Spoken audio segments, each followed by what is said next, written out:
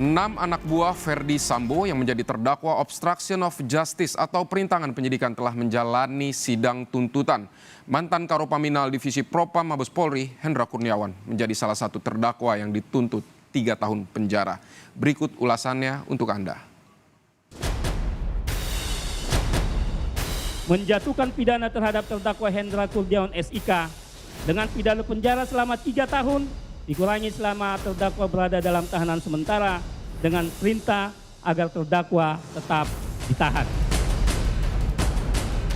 Menjatuhkan pidana terhadap terdakwa Agus Nurpatria Adipurnama SIK dengan pidana penjara selama 3 tahun dikurang selama terdakwa berada dalam tahanan dengan perintah agar terdakwa tetap ditahan.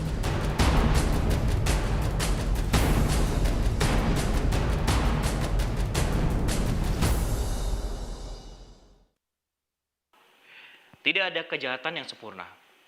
Mungkin ini peribahasa yang bisa digunakan dalam kasus pembunuhan berencana Brigadir Yosua. Keenam, anak buah Verdi Sambo bahkan harus menjadi korban dengan duduk di kursi pesakitan karena membela skenario sang atasan Verdi Sambo.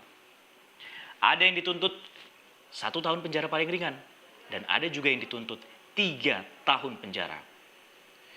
Seperti apa kemudian jalannya persidangan? Ikuti perjalanan kami dalam gelar perkara. 6 mantan anak buah Verdi Sambo, Hendra Kurniawan, Agus Nurpatria, Arif Rahman Arifin, Cuk Putranto, Irfan Widianto, dan Baikuni Wibowo jalani sidang pembacaan tuntutan pada kasus perintangan penyidikan pembunuhan Brigadir Yosua Huta Barat. Mereka dijerat pasal Undang-Undang ITE, Junto pasal 55 ayat 1 ke 1 KUHP. Jaksa penuntut umum menuntut mereka dengan tuntutan beragam, dari yang paling tinggi 3 tahun penjara dan yang paling rendah 1 tahun penjara. Mantan Karopaminal Divisi Propam Polri, Hendra Kurniawan, menjadi salah satu jenderal yang dituntut pidana 3 tahun penjara oleh jaksa penuntut umum. Hendra diproses hukum karena dinilai memerintahkan anak buahnya menyisir CCTV vital di sekitar rumah dinas Sambo di Kompleks Duren 3, Jakarta Selatan. Hendra juga meminta agar bawahannya percaya pada skenario Sambo meski bukti CCTV menunjukkan sebaliknya. Menuntut supaya Majelis Hakim Pengadilan Negeri Jakarta Selatan yang memeriksa dan mengadili perkara ini memutuskan 1. Menyatakan terdakwa Hendra Kurniawan SIK terbukti secara sah dan meyakinkan bersalah melakukan perbuatan, turut serta melakukan perbuatan dengan sengaja dan tanpa hak atau melawan hukum, melakukan tindakan apapun yang berakibat terganggunya sistem elektronik dan atau mengakibatkan sistem elektronik menjadi tidak bekerja sebagaimana mestinya, sebagaimana diatur dan diancam pidana dalam pasal 49 junto pasal 33 Undang-Undang Nomor 19 Tahun 2016 tentang perubahan atas Undang-Undang Nomor 11 Tahun 2008 tentang informasi dan transaksi elektronik junto pasal 55 ayat 1 ke 1 KUHP pidana sebagaimana dalam dakwaan ke-1 primer. Kedua, menjatuhkan pidana terhadap terdakwa Hendra Kurniawan SIK dengan pidana penjara selama 3 tahun dikurangi selama terdakwa berada dalam tahanan sementara dengan perintah agar terdakwa tetap ditahan. Menjatuhkan pidana denda kepada terdakwa Hendra Kurniawan SIK sebesar 20 juta rupiah subsidiar 3 bulan kurungan. Mantan Kaden A Biro Paminal Propam Polri, Agus Nurpatria juga dituntut 3 tahun penjara oleh jaksa penuntut umum. Agus diproses hukum karena dinilai menjadi koordinator lapangan yang bertugas menyisir CCTV vital di sekitar rumah dinas Sambo di Kompleks Duren 3, Jakarta Selatan. Memutuskan 1. Menyatakan terdakwa Agus Nurpatria Adipurnama SIK terbukti secara sah dan meyakinkan bersalah melakukan perbuatan turut serta melakukan perbuatan dengan sengaja dan tanpa hak atau melawan hukum, melakukan tindakan apapun yang berakibat terganggunya sistem elektronik dan atau mengakibatkan sistem elektronik menjadi tidak bekerja sebagaimana mestinya. Sebagaimana diatur dan diancam pidana dalam pasal 49 junto pasal 33 Undang-Undang Nomor 19 Tahun 2016 tentang perubahan atas Undang-Undang Nomor 11 Tahun 2008 tentang informasi dan transaksi elektronik junto pasal 55 ayat 1 ke 1 KUHP sebagaimana dalam dakwaan ke-1 primer. 2. Menjatuhkan pidana terhadap terdakwa Agus Nurpatria Adipurnama SIK dengan pidana penjara selama 3 tahun dikurang selama terdakwa berada dalam tahanan dengan perintah agar terdakwa tetap ditahan. 3. Menjatuhkan pidana denda kepada terdakwa Agus Nurpatria Adipurnama SIK sebesar Rp20 juta subsidiar 3 bulan kurungan. Cuk Putranto dituntut 2 tahun penjara dan denda Rp10 juta subsidiar 3 bulan kurungan. Baikuni Wibowo dituntut 2 tahun penjara dan denda Rp10 juta subsidiar 3 bulan kurungan. Arif Rahman Arifin dituntut pidana 1 tahun penjara dan denda Rp10 juta subsidiar 3 bulan kurungan. Dan Irfan Widianto dituntut pidana 1 tahun penjara dan denda Rp10 juta subsidiar 3 bulan kurungan. Mendengar tuntutan yang diberikan jaksa penuntut umum kepada kliennya di persidangan menuai berbagai respon dari kuasa hukum. Tim kuasa hukum dari masing-masing terdakwa perintangan penyidikan ini berfokus menyusun nota pembelaan atas fakta persidangan yang akan disampaikan pada sidang berikutnya.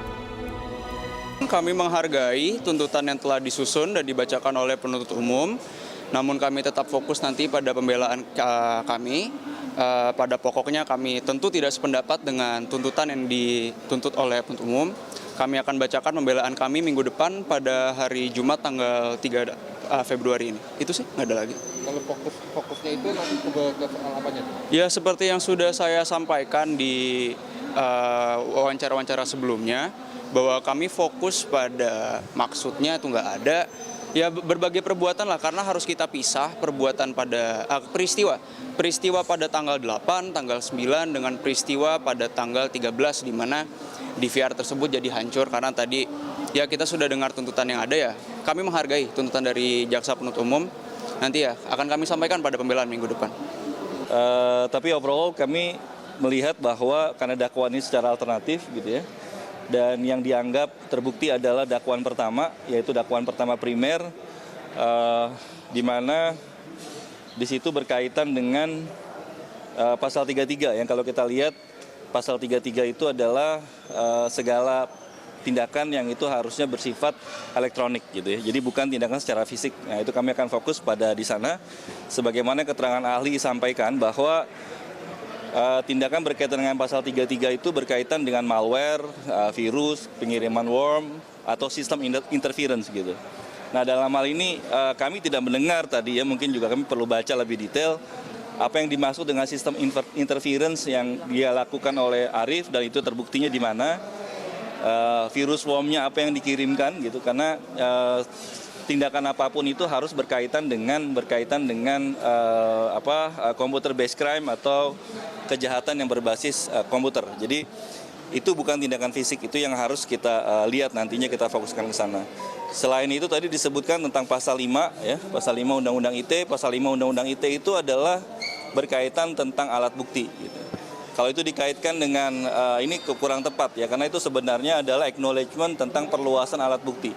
Maka menanggapi dari tuntutan jaksa menurut kami itu sudah sangat-sangat berlebihan ya, tidak sesuai lagi dengan fakta-fakta persidangan, karena semua ahli ITE, baik ahli ITE yang kami hadirkan maupun ahli ITE jaksa, sudah menyatakan bahwa tindakan Cuk Putranto itu tidak bisa disebut membuat suatu sistem elektronik menjadi terganggu. Sehingga seharusnya pasal 33 sudah terpatahkan dari ahli-ahli yang baik yang didirikan oleh jaksa sendiri maupun ahli yang kami hadirkan. Karena pasal ITE, pasal 33 pada prinsipnya adalah suatu harus perbuatan-perbuatan dilakukan di dalam ranah ruang cyber. Hacker melakukan terobosan terhadap sistem keamanan perbankan, atau misalkan membuat sistem aplikasi Gojek menjadi terganggu. Itu yang dimaksud dalam pasal 33, bukan memindahkan DVR secara fisik seperti yang dilakukan oleh klien kami. Oleh sebab itu sih menurut kami ya akan kami tuangkan nanti dalam nota pembelaan kami di minggu depan secara lengkap gitu.